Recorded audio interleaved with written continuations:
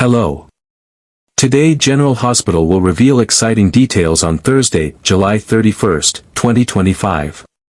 First, Carly had always prided herself on being a fiercely protective mother, someone who would never let anything slip past her instincts. Yet lately, she found herself unnerved by a growing sense of helplessness she couldn't quite explain. The chaos of Willow and Drew's ruined wedding still echoed in her mind, like an unfinished nightmare. The shocking revelation about Nina and Drew's secret relationship had detonated like a bomb at the altar, splintering what was meant to be a celebration into a public unraveling of trust. Carly watched as Willow, disheveled, devastated, and unraveling, ran straight to Michael, begging him for a second chance.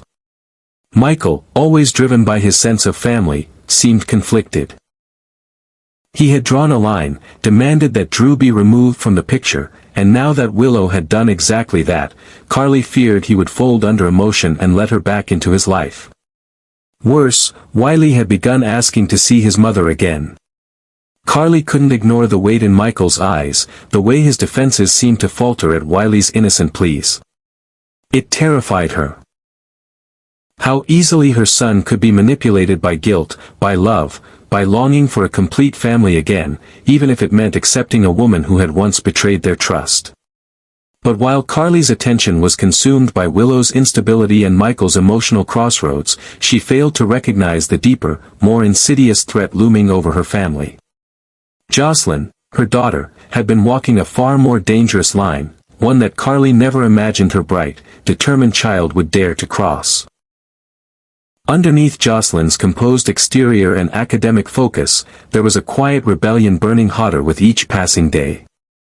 Recruited by the WSB under the radar, Jocelyn had been pulled into a covert investigation targeting a classified biomedical program once run by a man known only as Dalton. Jocelyn, fueled by personal loss and a thirst for truth, had taken the assignment not just as an obligation, but as a mission of justice, believing the program had ties to Oscar's untimely death. As she sifted through encrypted files, hacked into old WSB archives, and began tracking the movement of figures connected to Dalton's past, Jocelyn became a shadow operative in her own right, one who no longer confided in her mother, not out of mistrust, but out of protection. She knew Carly would never understand or approve, and worse, would try to stop her. Meanwhile, Anna and Dante, both seasoned agents within the WSB, had begun to suspect Jocelyn's involvement went far deeper than they anticipated. What started as a side assignment had now escalated into a full-blown internal concern. Jocelyn had breached security firewalls meant only for top-tier operatives and accessed files that hadn't seen the light of day in over a decade, records of failed genetic trials, of test subjects who vanished, of programs that were supposedly burned after ethical violations reached their peak.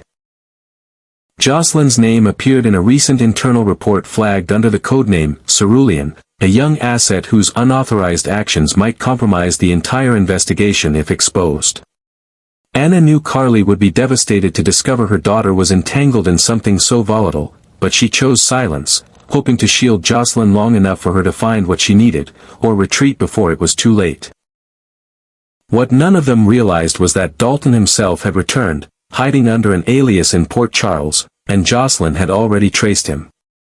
What she hadn't anticipated was that Dalton knew he was being followed, and that he had eyes on her every move.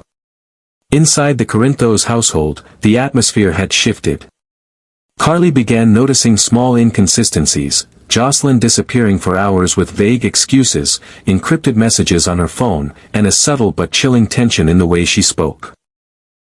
Like someone who had learned to lie by necessity, not by choice.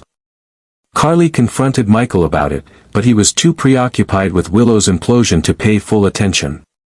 Alone in the kitchen one night, Carly found Jocelyn's backpack left open on the counter, revealing a flash drive marked with a string of numbers she didn't recognize. Her heart raced as she realized something was deeply wrong. The real danger wasn't Willow's desperation or Michael's indecision. It was the silent war Jocelyn had stepped into, a war that could swallow her whole. And in that moment, Carly felt something she hadn't felt in years, fear that she might lose her daughter not to a bad romance or a reckless decision, but to a hidden world she could neither reach nor protect her from. Jocelyn was already too deep. And Carly's worst nightmare was only just beginning. Second, Willow stood at the edge of her sanity, the remnants of her once stable life reduced to a pile of ash and betrayal. In the span of days, everything she had depended on, her family, her home, her identity, had crumbled into oblivion. The wedding, which was supposed to be a moment of hope and renewal, had morphed into a public spectacle of humiliation.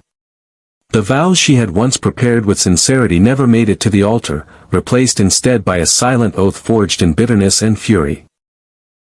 Drew, the man she trusted most, had not only abandoned her emotionally but had done so while entangled in a secret relationship with Nina, one that mocked every sacrifice Willow had made during their time together.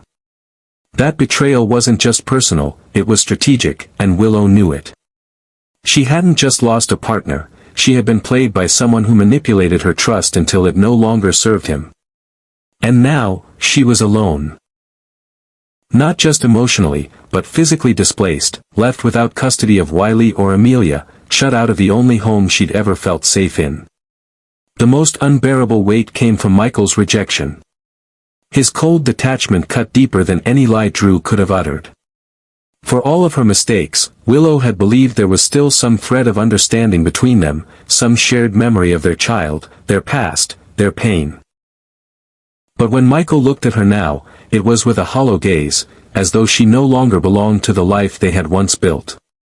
She had pleaded, reasoned, even humiliated herself in front of him, but it was useless. He had shut the door, and with it, the last light in her world went out. Isolated and pushed to the edge, Willow no longer saw redemption as an option. She saw only vengeance.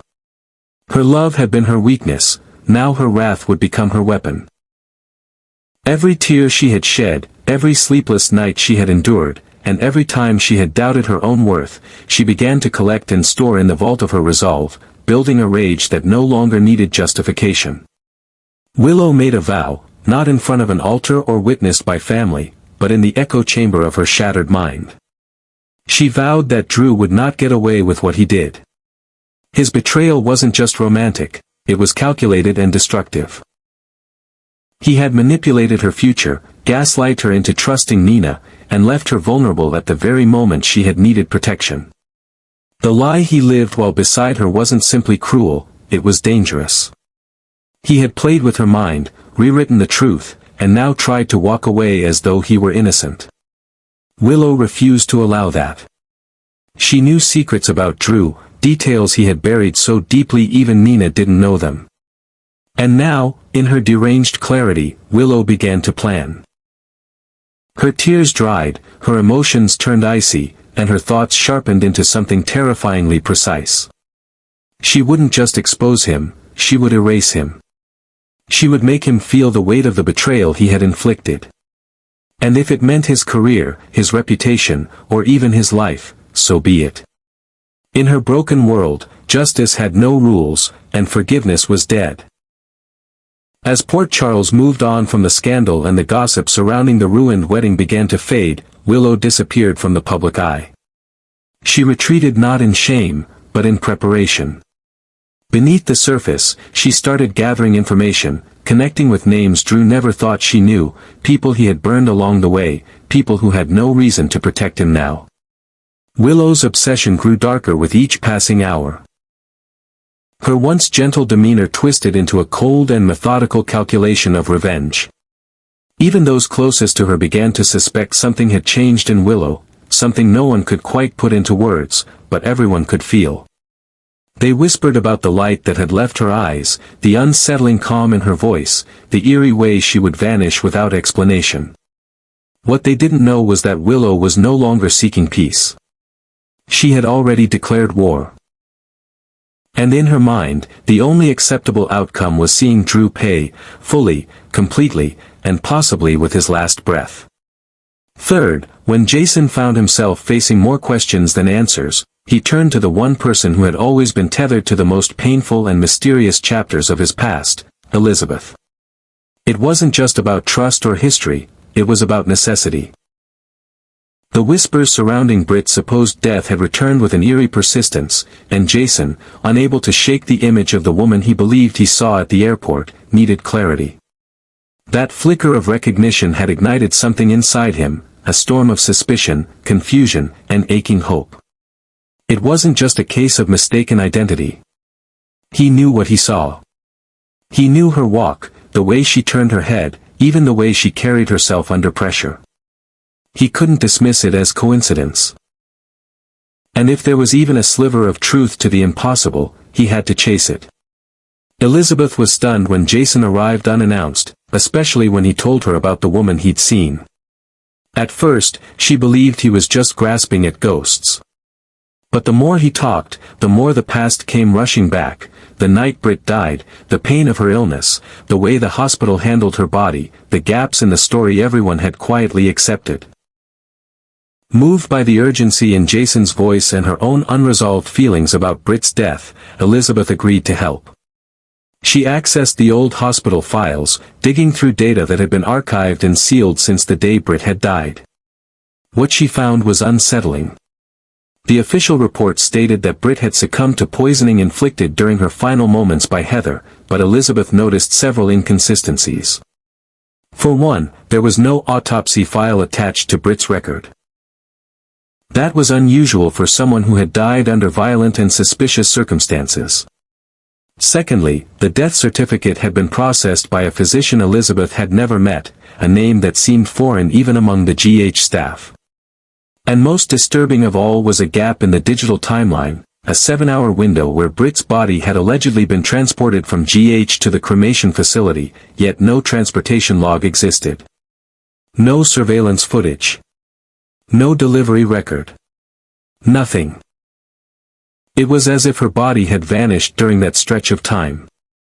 Elizabeth's hands trembled slightly as she pointed this out to Jason, realizing that what he had seen at the airport might not be a fantasy at all, but the unraveling of a carefully orchestrated lie. As Jason pressed further, Elizabeth recalled a conversation she had overheard around the time of Britt's death, something about a private donor funding a special research initiative involving end-of-life care for Huntington's patients. At the time, it seemed unrelated. Now, it felt like a buried thread waiting to be pulled. Digging deeper, they found a trail leading to a shadow project funded off the books, one that involved experimental cryogenic suspension for terminal patients, a program that had been greenlit by an unnamed committee within a now-defunct branch of the WSB. Elizabeth couldn't believe what she was reading. Could it be that Britt had volunteered for this? That she had been taken under the guise of death, suspended in stasis until the research could find a way to stabilize her Huntington's? Jason's heart pounded as he pieced it together. The party. The goodbye. The sudden decision to be cremated. What if it had all been a cover? What if Britt, faced with a terminal illness and no options, chose instead to vanish into an experimental program and stage her death?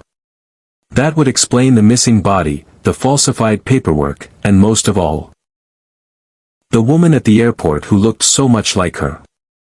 Elizabeth didn't want to believe it at first. She had mourned Britt. She had lit candles, shed tears, processed grief. But now, standing beside Jason in a dimly lit records room with the hospital's secrets flickering across a computer screen, she felt her reality twist into something new. If Britt was alive, then someone had orchestrated the perfect deception, and worse, someone had wanted it kept hidden. Jason, now fueled by purpose, refused to let this trail grow cold. Elizabeth agreed to go further, risking her position at GH to access files marked classified and removed from public records. Together, they uncovered one final piece, a blood test logged under Britt's patient ID 2 days after her reported death, flagged by a mysterious medical ID code linked not to GH, but to a secure WSB facility in Northern Europe. Jason stared at the file, his jaw clenched. This wasn't speculation anymore. This was proof. Britt hadn't died. She had been taken, hidden by an operation powerful enough to erase her existence from every official channel. And now, Jason knew exactly what he had to do, find her. Because if Britt was alive, it also meant she was in danger. Fourth, Emma had never intended to drag Gio into the shadows of her investigation, but the weight of what she had uncovered had grown too heavy to bear alone. Her hands trembled as she passed the folder across the table to him. A thick compilation of documents she had gathered over weeks of quiet, perilous digging. Inside were lab reports, confidential memos, photographs, and transcripts of audio files she had intercepted from a restricted server linked to the old Dalton research archives. As Gio flipped through the contents, his expression changed from curiosity to horror. What began as a suspicion about unethical medical practices had evolved into something monstrous. Dalton's work hadn't just involved genetically modifying lab animals for theoretical adaptation research, he had crossed the most sacred line. Human subjects. The reports detailed undocumented trials on individuals listed only by numeric codes, each one paired with chilling descriptions of physiological failure, neurocognitive breakdown, or unexplained disappearance. The test subjects were never discharged. They were never heard from again. Emma's voice shook as she explained that many of the names had once been patients at remote clinics funded by shell companies tied to the WSB. The subjects had been labeled terminal or untraceable. And Dalton had used that to vanish them into his research. Gio felt sick. He knew corruption existed, even within elite government branches, but this was something else. This was sanctioned torture hiding under the veneer of advancement. The worst part wasn't just the experimentation. It was how close the operation was to becoming legitimized. According to the files, Brennan had quietly lobbied for Dalton's work to be reintroduced as a government-backed initiative under the guise of extreme medical evolution. The pitch used buzzwords like survival readiness and cognitive resilience enhancement, but it was all smoke. The reality was far grimmer, creating programmable humans stripped of memory, emotion, and resistance. Emma revealed that Brennan was mere days away from presenting Dalton's research to a covert council for full reinstatement. Once that happened, the program would be beyond civilian oversight, protected by national security exemptions. Gio, still gripping the folder tightly, knew there was no more time to hesitate. Whatever risks lay ahead, they had to act now, because if Brennan succeeded, countless lives could be destroyed in the name of scientific progress.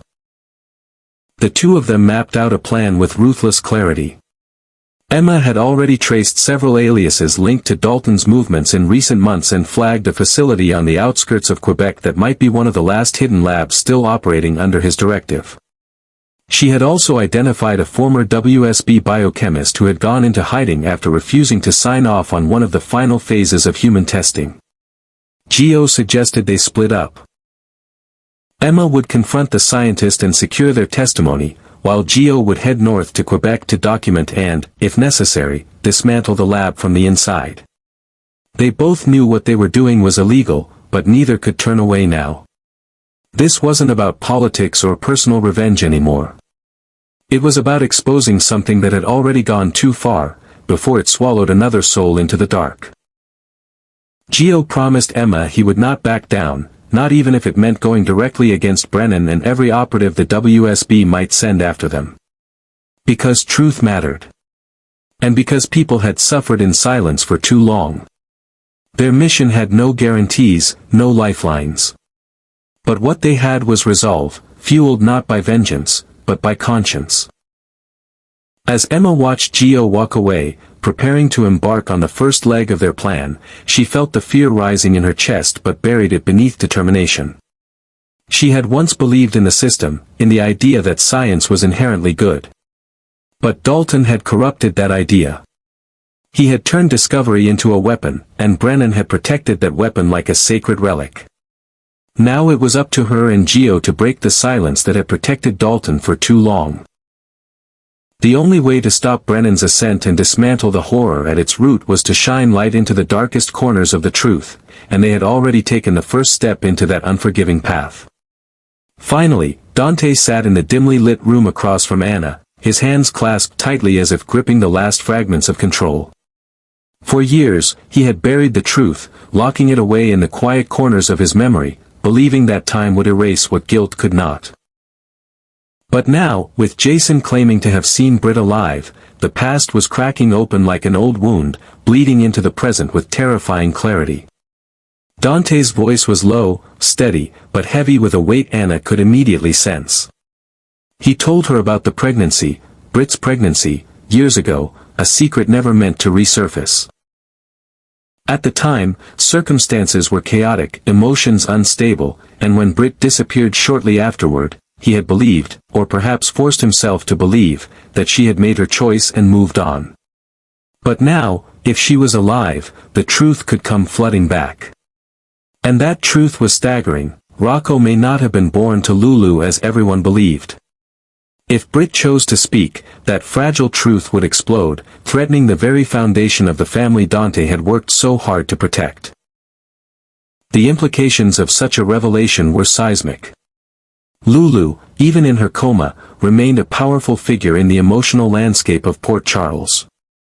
If she were to wake and discover that her son might not be biologically hers, that Dante had hidden a truth of such magnitude, the damage could be irreparable. Dante wasn't afraid for himself, he could endure judgment, even rejection, but he feared for Rocco. The boy had grown up believing he was the product of love, of marriage, of a stable union that Dante and Lulu once represented. To discover that the truth was born out of a complicated and possibly concealed liaison could devastate him.